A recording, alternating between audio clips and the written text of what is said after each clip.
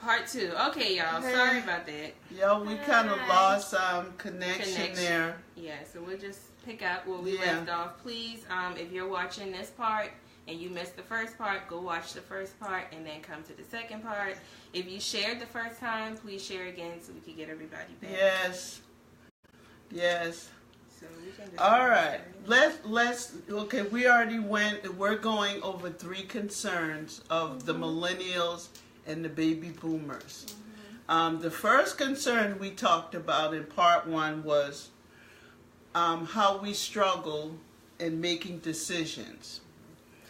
The second concern that we're having our girl talk about is worrying about money. Do we worry about money? And now we're about to go in the third one before we lost connection. So the third one is, check this out, y'all. The third concern of millennials and baby boomers is, here's the question. Do you feel like a fraud? Do you feel like a fraud? Do you feel like a phony? And I asked that question. I think that question is more geared to the millennials. And for the purpose of social media, that question comes from, do you feel like a fraud partly because of social media? Do you feel like a fraud because on social media, some people post only about the good and positive stuff that's happening in their lives? Do you feel like a fraud? Partly because we don't share enough of the negative things that go on in our life. And sometimes it makes you feel like you're in a competition. So that's our third concern. How do you feel? Do you feel like a fraud sometimes because of social media, especially if you're using social media to do ministry or to do your business or you to do just something you love to do? Do you feel like a fraud sometimes because are you really being truthful and honest with yourself and who you are? Do you post the bad things as well? Are you actually allowing your followers to know not only the good things about you, but share the experience, the not so good experience that could possibly help them? I would say, I wouldn't say I feel like a fraud, but I just feel like there are certain things that I wouldn't probably put on social media because I feel like, it is personal, it is my business. A lot of times we do like to share. Okay, I'm be real honest about this.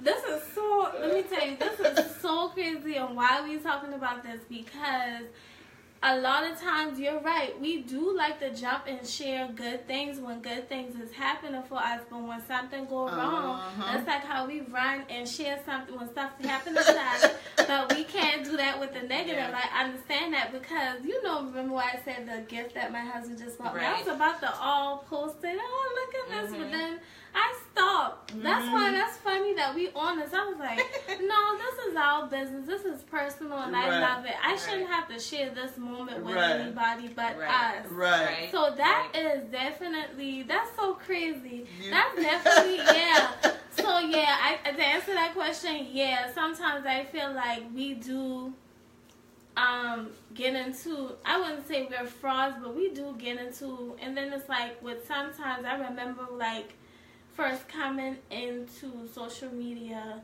and even with the people that I followed or became friends with, it's like I think some millennials like to think that they gotta keep some type of phase going on, even when things aren't together. Especially when you came. How you want to use it? I don't know if you want to use the word popping. You know what popping is? You got popping. I mean, like you got it going on. Like you out here and you popping and you rocking the latest this, latest that, and now you hit a phase where you can't do that anymore. And you can't. You don't post nothing because you ain't popping no more. Right. Yeah, I feel like. Yeah, that's kind of like people that, you know, they're so used to getting their nails done every 2 weeks, and then if life happens and somehow they have no money. Oh wow, it brought us back. So it's easy to, like you said, post all of the good things, and just it's almost like if we don't get a like or a love, it's not as great as it was when we first experienced. So, like, you use your husband giving you flowers. If you had posted it and nobody liked it, nobody commented, you know, I would speak for myself. Maybe I'd be like, oh, I guess it wasn't that big of a deal. Or, like, you know, you somehow... You let it affect what the original experience... Yeah. Okay, we're back. All right. So, wow, y'all. This must be a good girl talk. We keep pausing and losing connection. Yes, right. So basically what I was saying, I'm going to wrap it up, is that we sometimes let social media devalue our life experiences. And that's something that I had to also get a hold of because, like, with this, I use social media primarily for business, y'all. Like, I'm not really on here to just share my life. Because, I mean, I do share a great deal of my life as a part of my business. That's just a part of it. But I've had to learn to be okay with, if social media is overwhelming me, it's okay for me to get off of it for a week. Right. It's okay for me to pull back. Yeah. It's okay for me to go to the mountains with my son and not have to post anything on social media about it. So, you know, sometimes we do need to pull off. And when you pull off, that's when you really see how attached you are to it or how much you need it to validate who you are, what you're doing, and how you operate. Yeah. You should be able to impact lives and do all of that, whether Facebook was Facebook or not. You know what I mean? And I think sometimes as millennials, well, a lot of times it's easy to do it for the gram or do it for the likes or do it for the shares. And if nobody shares it, it's not that great. Right. And that's not the case. Like, people, you can't control. That's for the last video. You can't control what people think, and social media should just be like dessert. The extra love. Yeah. It shouldn't affect the original experience. If you're not, I'm noticing that, you know, since I came into this journey, like my social media is basically for encouraging. 9 times out of 10, I still ministering and encouraging others, and sometimes I still post pictures of my family, and some days if I'm having a good day, I like to post what's going on in my day, but I'm really using it as a platform, like you say, nowadays, because I mean, it's so easy to get caught up in it. I mean, I can speak for myself. I was there once. I used to get caught up when I first got on. I think Facebook was my first. MySpace. MySpace was my first thing, and you know we had to have the glitz and glamour, the music that matched us or whatever. Like we went all out. We went all out. So I do feel like you can lose yourself in social media too. And I took sociology last semester, and she said she was teaching me how she said that social media raises anxiety and depression rates. I agree with that, because you know, I guess when you go on there and you look at others' life and you see that your life is not there, or whatever. 9 times out of 10, don't ever go on social media and don't ever look at other people like, because you don't know what's behind that phone, what's behind that screen, because a lot of people like to put it out there as if they got this and they got it going that's on. That's the fraud part. But that's the fraud part. That's the fraud part. But really, you don't know what is going on. So definitely. That's funny that you brought that up, because when we started out, we said 3 concern, but that's actually the 4th concern. I was going to see how it played into our girl talk. But the 4th concern between baby boomers and millennials is that our anxiety and depression. Do we talk about it? Do we talk? Do we share with someone when we are feeling a lot of anxiety and a lot of depression, when we get depressed? How much do we share? How much do we let somebody in? How much do we unveil those feelings and those insecurities, or do we just keep them to ourselves? That is the 4th concern and the final concern of millennials and baby boomers doing this girl talk. You all? For me, I feel like I can't. I have to have a certain type of, like, for instance, what I'm doing in my event. I'm ready and I'm willing to open up. That's your plug. Yeah. I'm ready and I'm willing to open up about the things that I've been through with anxiety and depression, and that's what I'm doing in my event, which is, by the way, March 31st. Yes. 1:30 to 4:30. Yes. Please come. It's on Saturday, and please RSVP for it. It's going to be a spa day theme. Of course, it's going to be wonderful DIY spa. Little activities that we'll be doing, and also we're going to be opening up on the discussion of depression. So please, it's important that you do by March 26th, which is the Monday, is the last day to RSVP at spadayWithSade.eventbrite.com. Yes, I love that. Yes. What's the name again? Spa Day with Sade. Say it louder. Spa Day with Sade. Spa Day with Sade. Spa Day with Sade.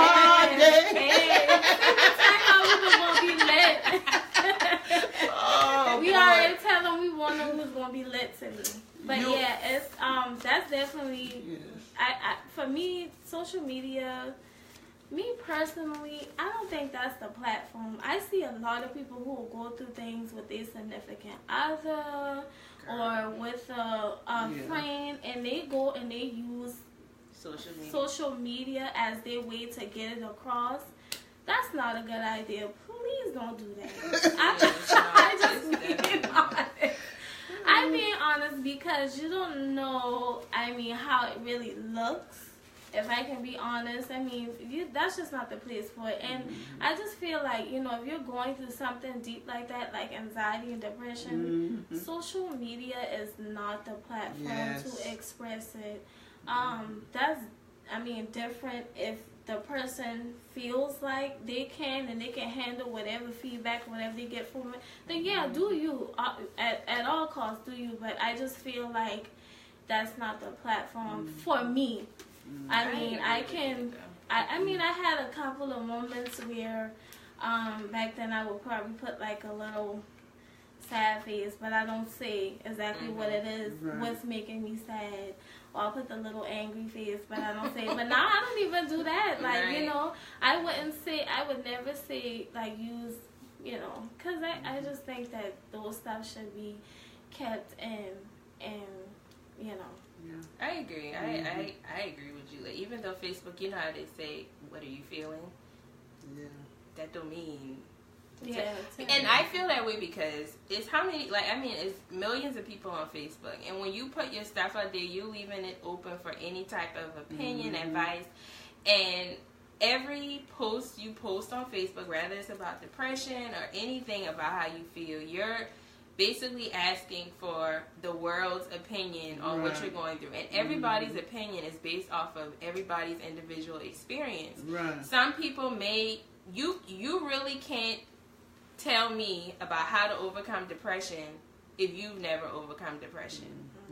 So if I post, I'm depressed, or I'm down, or I'm dealing with this or that, you leaving the door open for everybody that can't really give you solid advice to give you solid advice. Right. And to be quite frank, a lot of times we don't want to hear it anyway. Exactly. We're just simply looking for sympathy or validation or for somebody to kind of make you feel better, and that's not really what's going to solve that issue anyway. So she's right. Social media is not the place. And just be it goes into when you're going through stuff, I always tell people, get through it and then teach it, or get through it and then use it as a testimony, because you're still going through it, so you have to figure out the solution, or you have to get through something before you can go back and tell somebody, okay, this is how I overcame this, or this. You know what I mean? Like, I feel like it'll be more effective if you just get through it yourself and then go back, like Sade is doing her event. You know, she's overcome depression, I think you said a couple of times. And so now she is qualified, or she can now speak on depression because she's literally experienced it. And so, you know, it's a time for everything. Right. And nowadays, we live in this age where it's like, oh, transparency is key, and that is very true.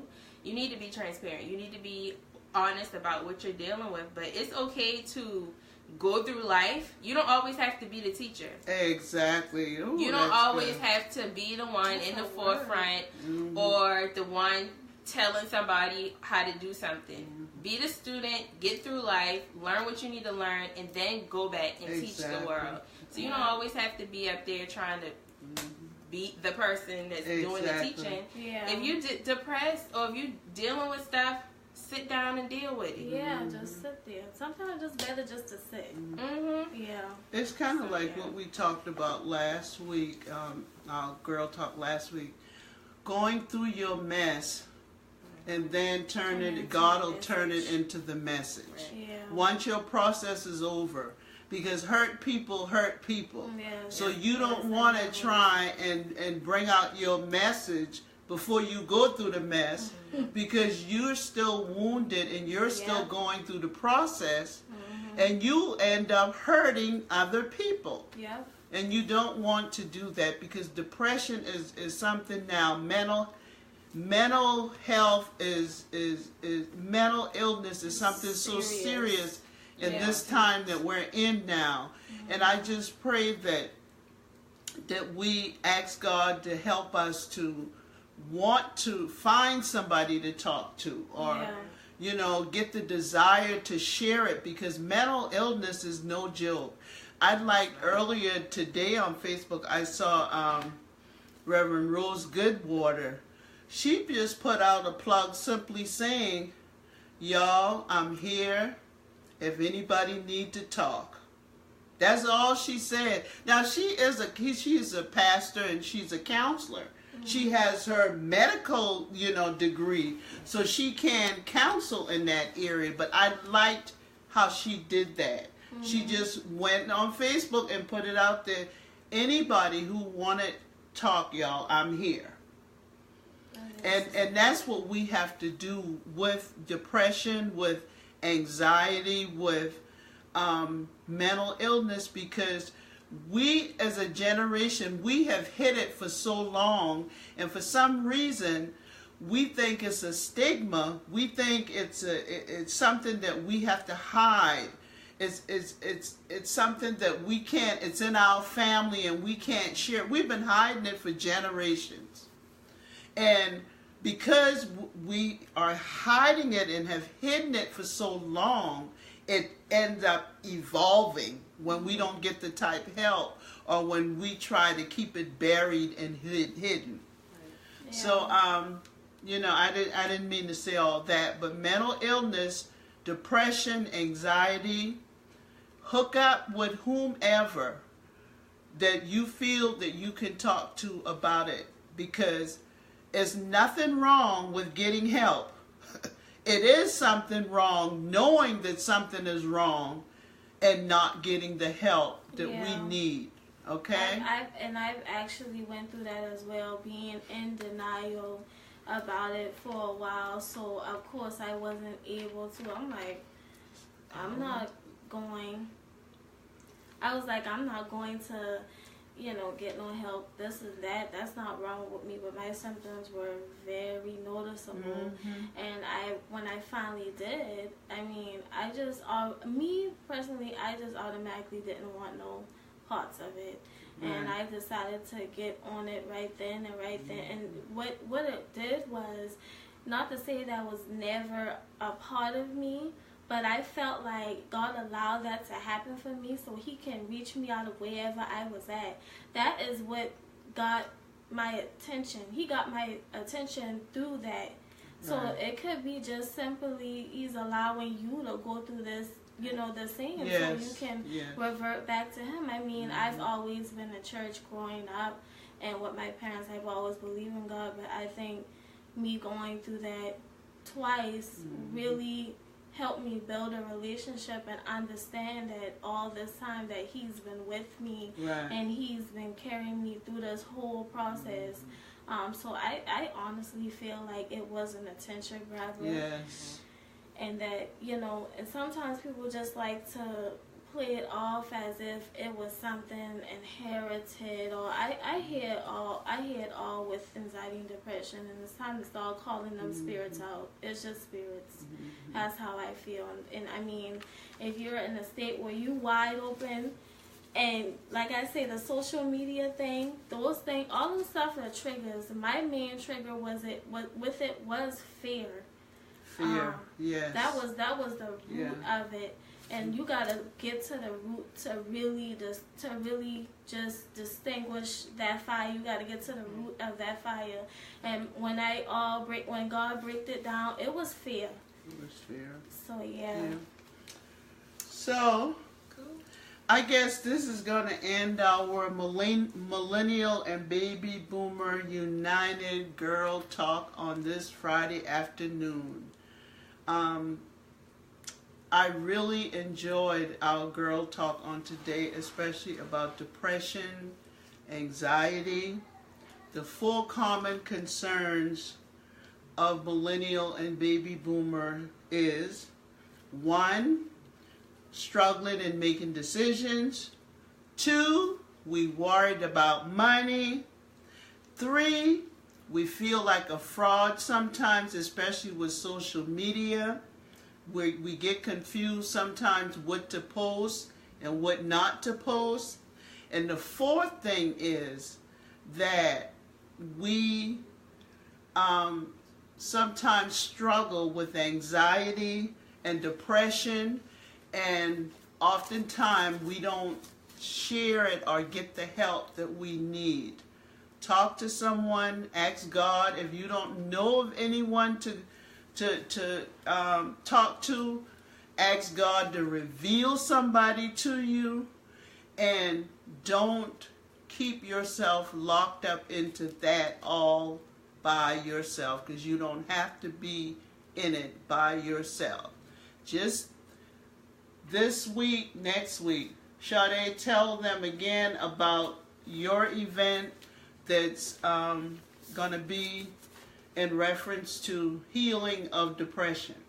Yes, my event is called Spa Day with Sade. Say that again. Spa Day with Sade. Spa Day with Sade.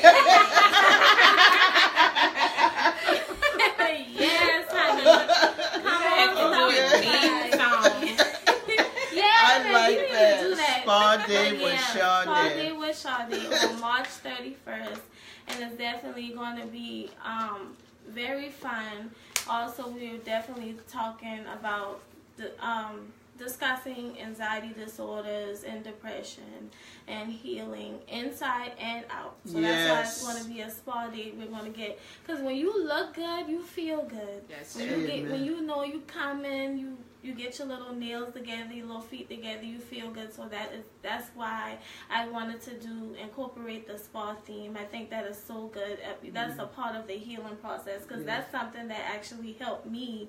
I mean, during those times, it was always nice for me to go to a spa, honey. Amen. Yes. From the inside out. Inside out. But come and join us. We all will be there. March 31st. It's going to be a Saturday from 1:30 to 4:30. And you can register at SpaDayWithSade.eventbrite.com. And Sade is spelled S-A-D-E. She danced every time. But yeah, please come by. Come and stop by. Especially if you're dealing with it, I encourage you highly. God is going to do some amazing things with this event. I feel it in my spirit. It's going to be done. And, if you know anybody who's going through it, I suggest that you come as well, because maybe something that you can take back from the event to them that can help them. And you can find me on Facebook at Sade Brown. Again, it's S-A-D-E, because I don't know why everybody put the H in it. I do. Everybody always get my name wrong, but it's S-A-D-E. That's SpaDayWithSade.eventbrite.com. And please RSVP by March 26th. Monday is the last day to RSVP. Yep. Okay, this sums up our girl talk, our millennial and baby boomer united girl talk on this Friday afternoon. You all have a wonderful weekend, and we hope to see you all real soon again with our girl talk. That's your favorite part, right? Girl talk. I saw a couple fellas join us. Thank y'all for joining. Thank y'all for joining us, Alan. Hey, Alan. How you doing? Thank you, Martina. Thank you, everybody. If you're watching the replay. Hi, Martina. If you're watching the replay, please let us know in the comments. Still chat with us in the comments. You can still share part 1. If you missed part 1, go back and share that. Watch that. Comment. And we'll see y'all maybe next week. And remember, millennials and baby boomers are a match made in heaven.